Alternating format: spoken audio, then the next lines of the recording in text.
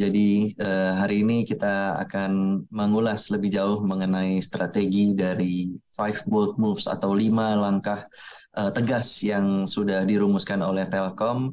Dan pada hari ini mungkin kita akan fokuskan kepada dua di antaranya, yaitu FMC dan Digico, yang kita lihat ini bisa mendukung transformasi digital Telkom ke depannya. Apa itu FMC dan Digico? Mungkin bisa lanjut ke next slide. Jadi FMC atau Fixed Mobile Convergence ini merupakan pengkombinasian atau pengkonsolidasian antara layanan fixed broadband dengan mobile internet. Dimulai dengan legal integration antara IndiHome dengan Telkomsel. Jadi sekarang IndiHome itu merupakan unit bisnis ataupun juga boleh dibilang sebagai anak usaha dari Telkomsel. Sehingga dengan demikian terjadi konvergensi, memudahkan terjadinya konvergensi layanan fixed broadband yang dimiliki oleh IndiHome dengan mobile internet yang dimiliki oleh Telkomsel. Dan Telkomsel ini juga selain mobile internet juga memiliki produk yang berupa fixed wireless access atau FWA yang bernama Telkomsel Orbit. Dan ini juga waktu itu dibarengi dengan capital injection tambahan dari Singtel yang merupakan strategic partner dari Telkom di Telkomsel. Kemudian secepatnya setelah itu juga Telkomsel langsung meluncurkan suatu platform yang namanya Telkomsel One. Ini merupakan platform pertama untuk FMC, digunakan untuk mengorganisir semua subscription package. Jadi paket-paket langganan itu semua diorganisir, dikombinasikan ke dalam satu layanan My Telkomsel App, dipersatukan ke dalam platform yang namanya Telkomsel One. Dan kenapa FMC ini penting bagi Telkom? Karena kita melihat di sini sebenarnya as of semester 1 2023, pendapatan dari mobile internet dan juga fixed broadband, dengan kata lain pendapatan dari Telkomsel dan IndiHome, itu masing-masing berkontribusi sebesar 48% dan 28% terhadap revenue Telkom Group secara konsolidasian masing-masing. Next slide. Jadi kita juga melihat FMC ini sebagai low hanging fruit yang paling dekat atau paling cepat untuk bisa dimonetisasi oleh Telkom Group ke depannya untuk bisa mencapai pertumbuhan yang sustainable.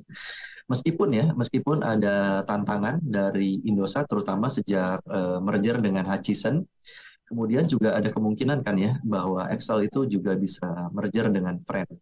Namun kita melihat di sini IndiHome dan Telkomsel masih punya market share itu yang cukup dominan, di mana IndiHome itu market share-nya sekitar 75% dan Telkomsel sekitar 40% dari total jumlah pengguna seluler, juga mencapai lebih dari 55% dari total populasi Indonesia. Sehingga kita melihat ini sebagai low hanging fruit yang berpotensi untuk dimonetisasi lebih cepat. Tentu saja melalui serangkaian penawaran-penawaran produk bundling antara lain untuk bisa mengakselerasi konsumsi data dari customer itu sendiri. Dan kita juga melihat dominasi dari grup Telkom ini mencapai 65% market share untuk data payload di seluruh Indonesia. Nah, ini dengan Telkomsel juga memiliki kemudahan berupa One Bill, One App, One Touchpoint, dan juga One Solution. Ini juga merupakan suatu slogan dan branding yang dimiliki oleh Telkomsel One platform ini sendiri. Next slide. Jadi ini juga bisa menjadi salah satu yang kita bisa lihat ya dari dua sisi terutama. Jadi kalau misalnya dari sisi yang pertama kita melihat bahwa jumlah pelanggan seluler di Indonesia itu yang sudah mencapai 345 juta itu ternyata kan lebih tinggi daripada jumlah populasi yang mencapai 278 juta. Sehingga secara rata-rata ada 125 pengguna seluler dibandingkan untuk setiap 100 orang populasi. Dan ini bisa kita lihat dari dua sisi. Yang pertama, memang market di mobile internet ini sudah semakin tersaturasi, sehingga ke depannya kemungkinan jumlah pengguna relatif terhadap populasi akan berkurang. Tapi di sisi lain, sisi yang lain kita bisa melihat bahwa jumlah basis pengguna yang besar ini, terutama 153 juta pelanggan Telkomsel ini sudah siap atau sudah matang untuk dimonetisasi, antara lain dengan penawaran-penawaran bundling dengan produk-produknya IndiHome misalnya, ataupun juga fixed wireless access Telkomsel Orbit misalnya. Mengingat pangsa pasar yang cukup besar dan juga potensi yang cukup besar untuk dimonetisasi lebih lanjut. Next slide. Jadi selain daripada potensi low hanging fruit untuk dimonetisasi lebih cepat, FMC ini juga kita melihat bisa meningkatkan efisiensi di dalam pembelanjaan CAPEX dan OPEX. Karena selama ini pembelanjaan CAPEX dan OPEX itu cenderung ada beberapa yang tumpang tindih, overlap.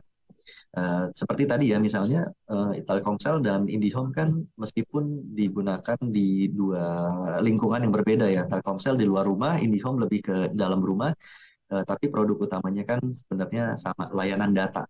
Dan layanan data ini juga seringkali CAPEX dan OPEX-nya terjadi overlap, tapi sekarang udah diharapkan tidak lagi, lebih efisiensi karena sekarang udah di bawah satu komando.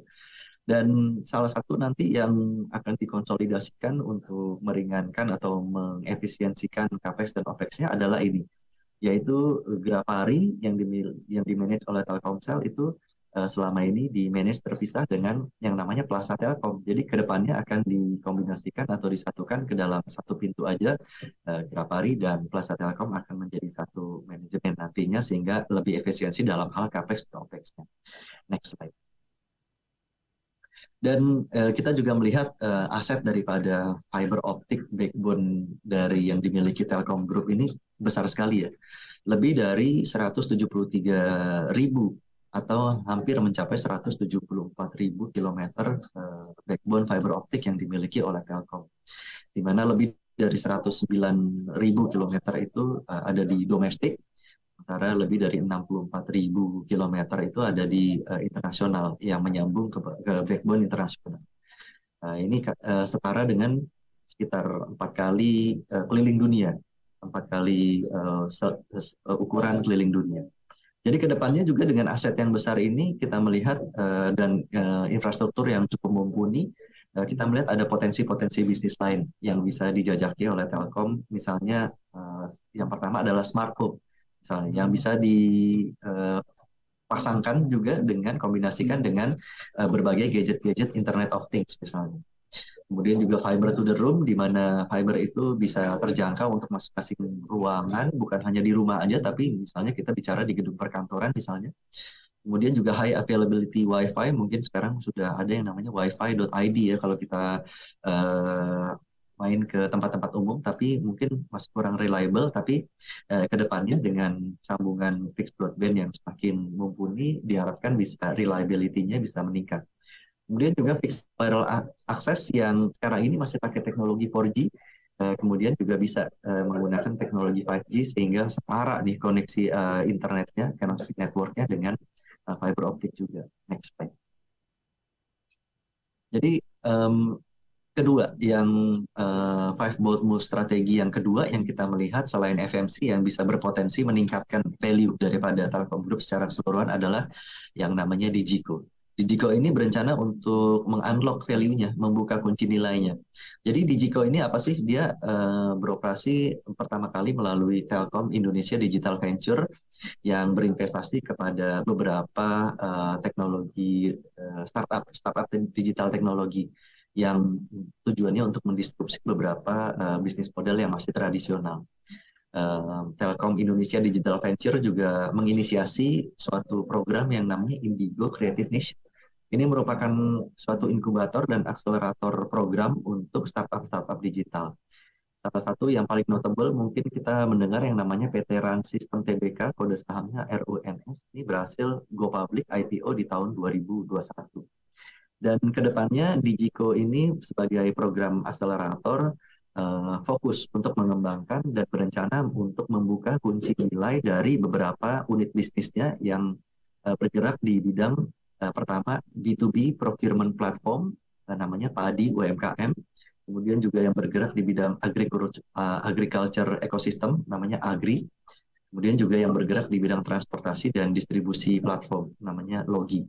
Ini bisa dilihat salah satu contoh dari tampilan yang ada di PADI UMKM, di mana ini menjual beberapa produk-produk furniture yang diproduksi oleh UMKM untuk ditawarkan atau dibeli oleh utamanya BUMN yang ada untuk bisa melakukan pengadaan mungkin furniture, alat tulis kantor dan lain sebagainya. Next slide. Dan kedepannya kita melihat juga masih banyak startup digital lain yang ada di dalam binaan Digico ini, seperti misalnya Privy, merupakan platform untuk autentifikasi digital. Pajak.io ini juga untuk membantu pelaporan pajak. Automa ini merupakan green supply chain. Mall Sampah ini bergerak di bidang waste management dan recycle, daur ulang. Prits ini juga merupakan supply chain management software. Dan kedepannya kita melihat seperti misalnya Agri ini juga memiliki fitur-fitur yang cukup lengkap, seperti misalnya permodalan juga bisa dibantu, kemudian juga marketplace-nya juga bisa dibantu untuk pemasaran. Logi ini juga memiliki 542 armada truk dan juga 656 distributor yang tersebar di beberapa lokasi, sehingga memudahkan untuk terjadinya logistik yang seamless juga. Dan kedepannya Telkom Group ini tidak akan memonopoli semua pendanaan yang ada di beberapa startup ini, tapi juga akan meng-unlock value-nya dengan mengundang investor strategis dari luar juga. Dan ini yang menurut kita akan bisa menambah value daripada Telkom Group secara keseluruhan, terutama di bagian Digico-nya ini sendiri. Yang kita meyakini valuasi dari beberapa emiten calon-calon startup ini juga bisa meningkatkan value Telkom Group secara keseluruhan. Next slide. Jadi kalau berdasarkan outlook yang tadi itu, kita melakukan revisi yang positif, revisi ke atas terhadap beberapa perkiraan kita terhadap proyeksi sebelumnya terkait dengan revenue, operating profit, EBITDA, dan lain-lain. Karena kita meyakini bahwa monetisasi dari FMC strategi ini dan juga bisnis unit daripada Digico ini juga akan meningkatkan nilai, terutama meningkatkan akselerasi pertumbuhan revenue dan juga EBITDA perseroan ke depannya. Next slide. Secara valuasi juga masih sangat menarik, di mana kita melihat valuasinya cukup undemanding, di mana sekarang ini sudah di bawah minus 1 standar deviasinya, sehingga kita masih mempertahankan rekomendasi trading buy untuk Telkom, mengimplikasikan sekitar 5,5 sampai dengan 5,2 rasio EV to EBITDA. Dan ini masih sangat menarik juga untuk bisa dijadikan salah satu pilihan investasi bagi sahabat Mira Asset sekalian. Demikian update dari Telkom terkait dengan FMC dan Digico. Kembali lagi ke Glenda.